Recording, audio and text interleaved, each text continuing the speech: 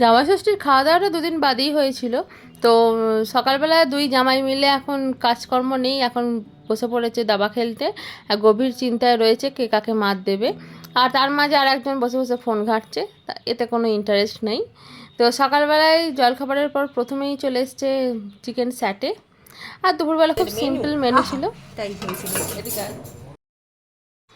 Veg fried rice ছিল, আর তার সঙ্গে ছিল মাটন, আর এখানে হচ্ছে স্যালাড। খুব সিম্পলভাবেই আমাদের আজকের মেনু।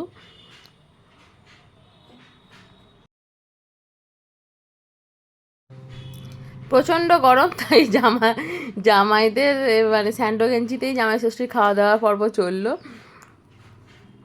আর সবশেষেতে ছিল আমাদের কোল্ড ড্রিঙ্কস, যেটা খুব ভালো করে বেশ লেবু আর বিট নুন দিয়ে বেশ দারুণ করে আমাদের বোন বানাচ্ছে।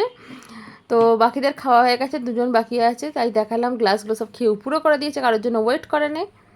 তো কোল্ড ড্রিঙ্কস খেতে খেতে আমাদের জামাই ষষ্ঠীর এবছরের খাওয়া দাওয়া কমপ্লিট হলো। তো টাটা, বাই বাই।